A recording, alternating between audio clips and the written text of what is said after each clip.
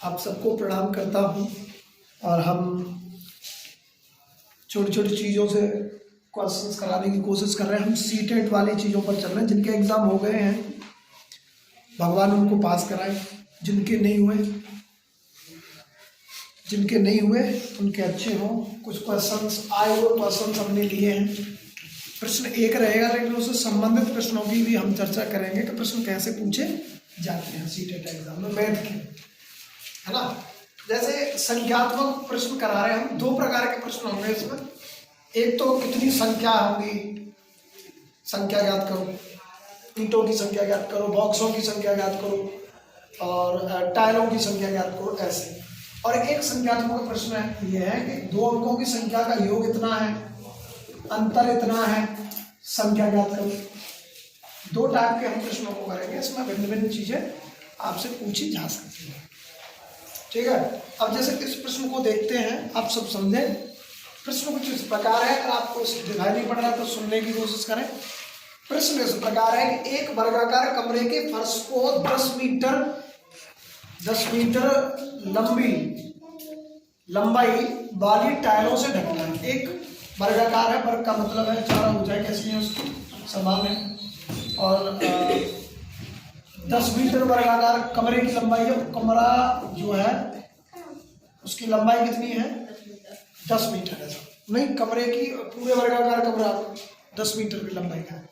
आगे चलते हैं, लंबाई 10 मीटर है, ठीक है।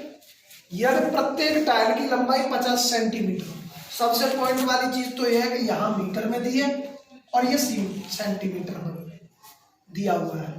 तो प्रत्येक टाइल की लंबाई, यानी कि टाइल इसमें लगानी है, ऐसे कर करके टाइल लगानी है। प्रत्येक का मान दिया है, प्रत्येक की लंबाई कितनी दी, 50 सेंटीमीटर। तो एक दी है 10 मीटर, ठीक है। तो अब हमें एक चीज समझनी है, वो जो इम्पोर्टेंट है, पेपर में कैसे आता है। इसका मतलब जब संख्या ज्ञात करें तो बड़े का क्षेत्रफल बटे छोटे का क्षेत्रफल। अगर वर्गाकार और आयत की बात करता है कि वो 2D में होते हैं तो वहां क्षेत्रफल पूछे जाते हैं। अगर यही प्रश्न दे देता घनावकार में, क्या मान लीजिए कमरा है जिसकी लंबाई चौड़ाई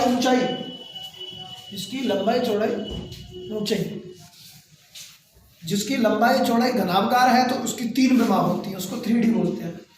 लंबाई चौड़ाई ऊंचाई 10 मीटर, 20 मीटर, 15 मीटर है, तथा एक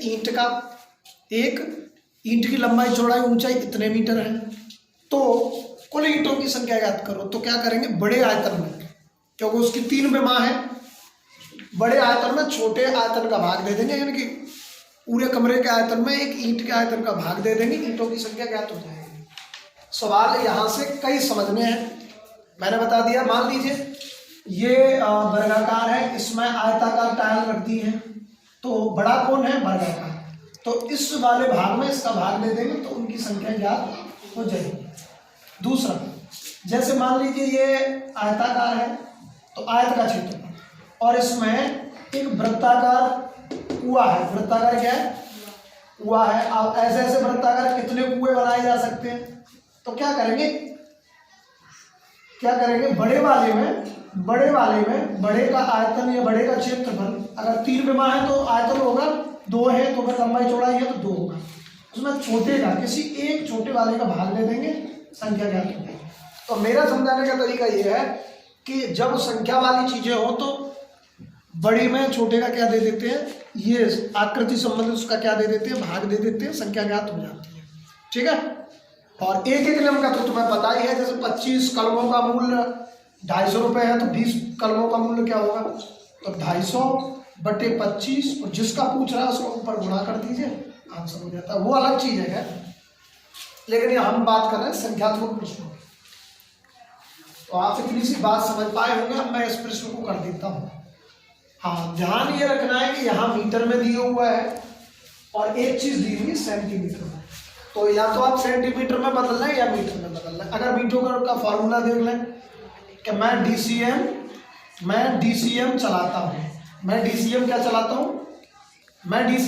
हूँ, मैं का मतलब मीटर हो गया, डेसीमीटर सेंटीमीटर। ये क्या है? सेंटीमीटर। अगर मैं सेंटीमीटर को मीटर में बदलूंगा, किसी एक चीज में बदलूंगा, तो मुझे क्या इधर इधर लौटना पड़ेगा। तो मैं क्या दूंगा?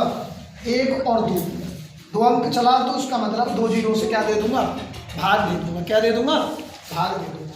तो मैं मीटर में ही चेंज कर लेता हूँ, है ना। तो कमरे की लंबाई तो दी हुई है कितनी? 10 मीटर, और है ना कमरे की, और एक टाइल की लंबाई 50 मीटर दी है। पॉज करना, सेंटीमीटर दी है। अब इसको मीटर में चेंज कर लूँ मैं, तो इधर लौटूंगा तो मैं क्या करूँगा? 2 जीरो से क्या दे दूंगा? इसमें भाग दूंगा। 0 से 0 कट गया, है ना। 5 दूनी 10, 5 दूनी 10, 1/2, 1/2 को करूँगा क्या हो जाएगा? 0.5। ठीक है, बात यहाँ तक समझ में आ गई होगी तुम्हारे। अब मैं उसी प्रश्न पर पहुंच जाता हूँ। अब मुझे संख्या याद करनी है, तो बड़े की मुझे पता चल गई थी 10 मीटर, और ये भी मीटर में आ गया है। ठीक है, तो क्षेत्रफल, बड़े का क्षेत्रफल यानी 10 गुणा 10, एक ही चीज तो दी हुई है ना, वर्गाकार है तो दोनों बराबर होती है।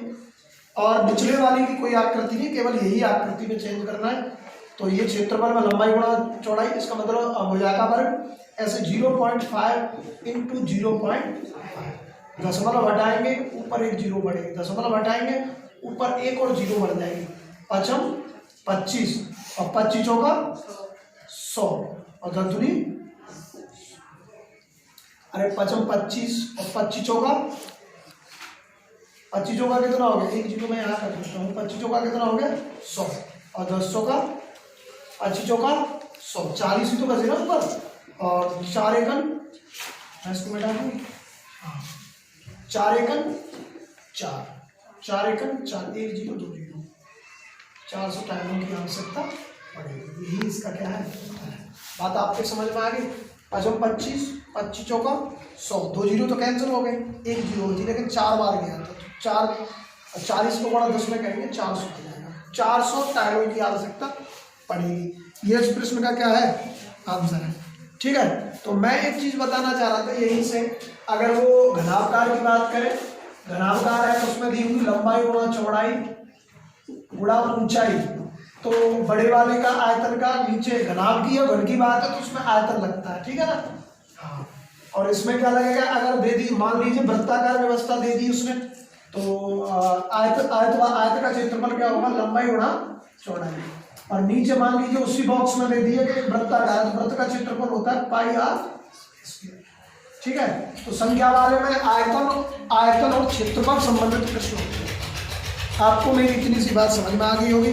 ऐसे कोई भी प्रश्न आए आप ऐसे ही करेंगे, है ना। सवाल आ जाता है कि एक आयताकार मैदान है जिसकी लंबाई और चौड़ाई, में इसको मिटा देते हैं थोड़ी देर के लिए, जिसकी लंबाई और चौड़ाई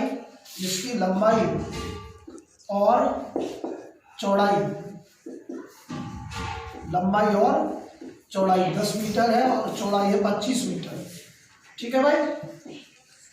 और तो इसमें 4 समान,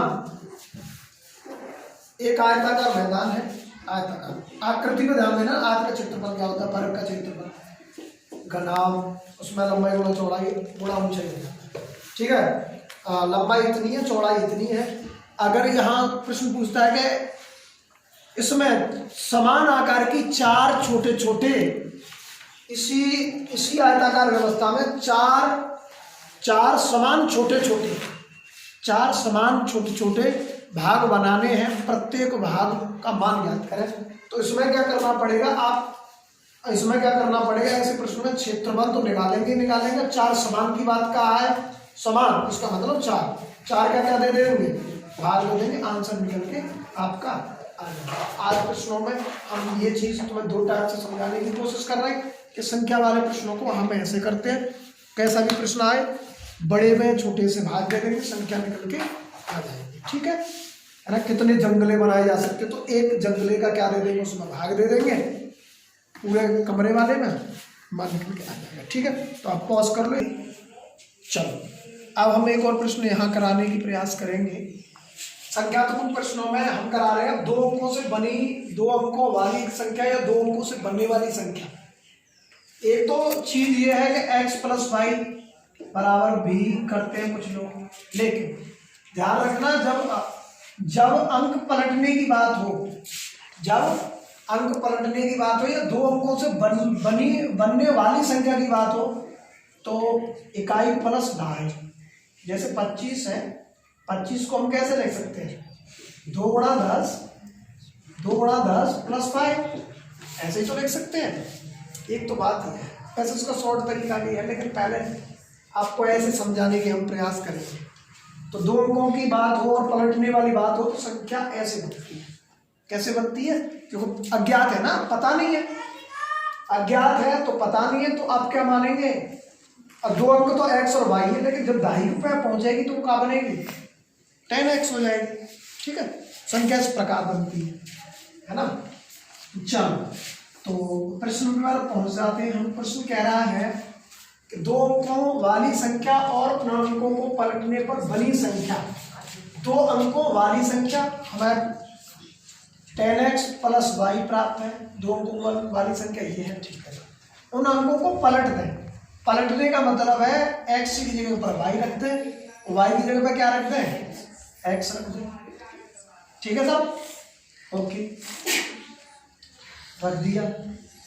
अंक पलटने पर बनी संख्या का योग, यानी इन दोनों का योग कितना है, 88। एक तो है ना, एक तो ऐसे करते हैं, करने का तरीका तो यही है प्रॉपर। ठीक है, तो x वाली चीजों को जोड़ो तो 10x और 1x कितना हो गया, 11x हो गया। 10y और 1y कितना हो गया, 11y हो गया। ठीक है, तो ये 88 है। बहुत बढ़िया, दोबारा फिर समझ लो, दो अंकों वाली संख्या ये है, उन अंकों को पलट दिया जाए तो योग किया जाए तो उनका योग 88 आता है। ठीक है, सवाल में अगर ऐसे दे देता कि दो अंकों की संख्या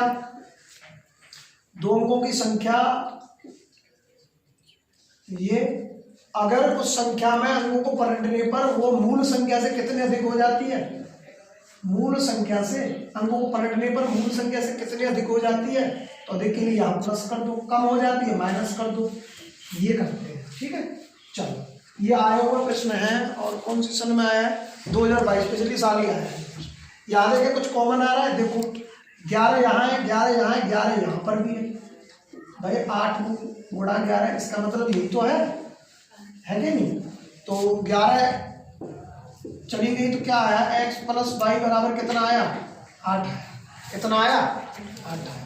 तो यहाँ से आप एक चीज सीख पाए कि दोनों अंकों का योग 8 होना चाहिए। कितना होना चाहिए, 8 होना चाहिए, है ना। और शर्त क्या दे दी इसने कि दहाई का अंक इकाई से बड़ा है ना। जैसे दोनों का योग कितना, जैसे 4 और 4 कितना हो गया, 8 हो गया, लेकिन इसमें बड़ा तो नहीं है, ये तो बराबर है ना। चलो तो एक तो ये नहीं है, अब शुरुआत से करते हैं। जैसे 5 और 3 8 हो रहे हैं, 5 और 3 8 है ना भाई, अंकों से बड़ा है ना। तो एक तो संख्या ये हो गई। दूसरी चीज पर पहुंचते हैं, 6 प्लस 2 बराबर 8 भी होता है। आगे तीसरा 5 4, क्योंकि 4 करेंगे तो 8 हो रहा है, इसमें बड़ा अंक नहीं है नियम के अनुसार, लेकिन हमें बड़ा लेके चलना है ना, दहाई का बड़ा लेके चलना है, अधिक लेके चलना है।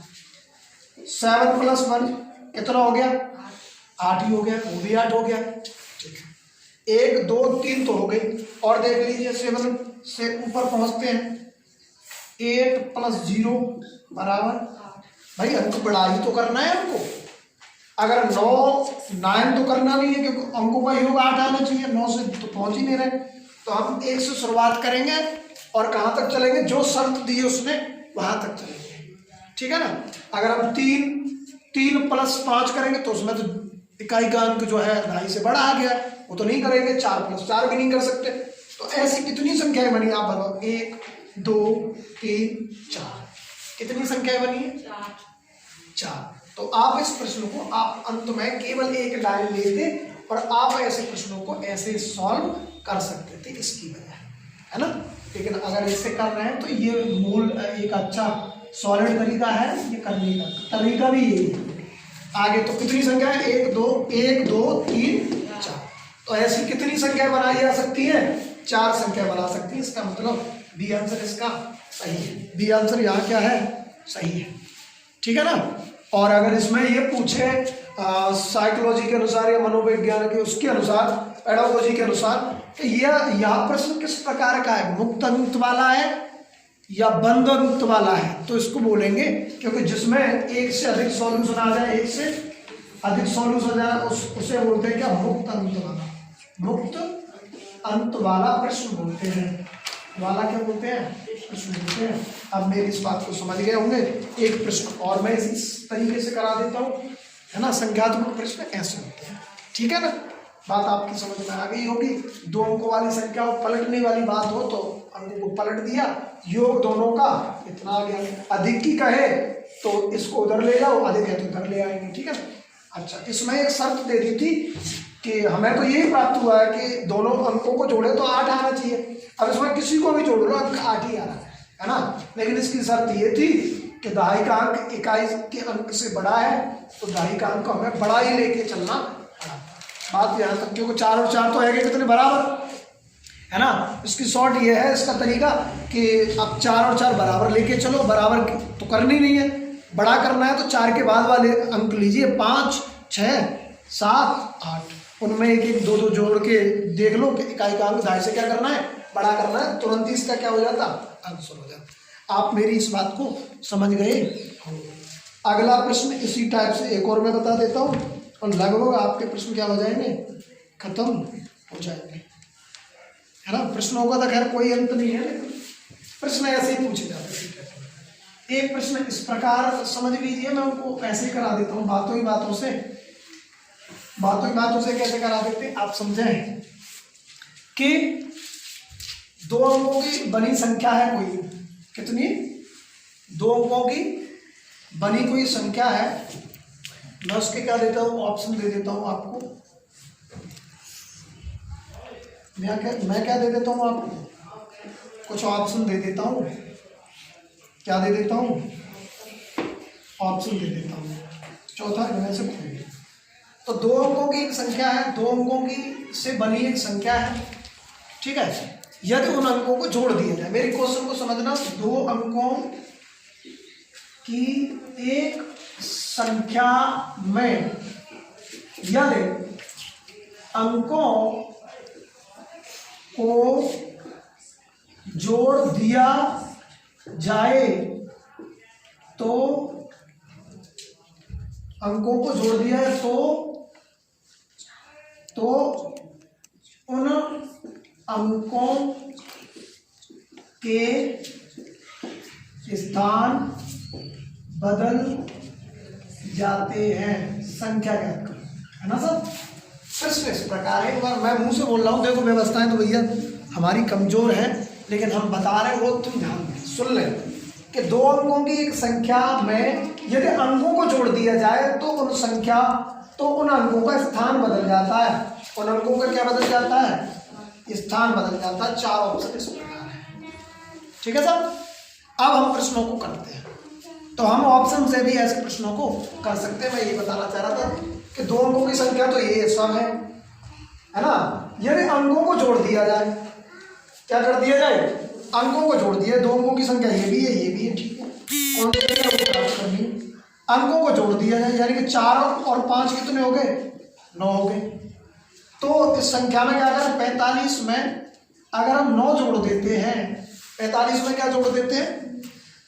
9 जोड़ देते हैं, तो क्या प्राप्त हो जाता है? 54 प्राप्त हो जाता है। कितना प्राप्त हो जाता है? बात आ रही समझ? मैं क्या बताना चाह रहा हूँ? 2 अंकों की एक संख्या में, 2 अंकों की संख्या में अंकों को जोड़ दे। 2 अंकों की संख्या ये थी, इन्हीं के अंकों को जोड़ दिया, 4 और 5 9। तो देखो स्थान चेंज हुए कि नहीं हुए? स्थान चेंज हो गए ना भाई। 4 की जगह 5 और 5 की जगह पर 4 हो गए, है ना। तो यही इसका क्या है? आंसर है। अगला अगर कंफ्यूजन है तो उसको कर लो। 63 है, इसमें इन अंकों को क्या करते हैं? हम जोड़ दें, 9 जोड़ दें तो कितना हो गया? 72 प्राप्त होता है। क्या 6 और 3 की जगह 36 प्राप्त हो गया? हमें नहीं प्राप्त हुआ, है ना। तो हम इन प्रश्नों को ऐसे ही करते हैं। बात आपकी समझ में आ गई होगी। जैसा प्रश्न ने कहा हमने तुरंत ही कर दिया है। ये प्रश्न आए हुए प्रश्न है जो पूछे गए सीटेट में। तो हम संख्यात्मक के प्रश्नों को लेकर आए थे आपके मध्य में।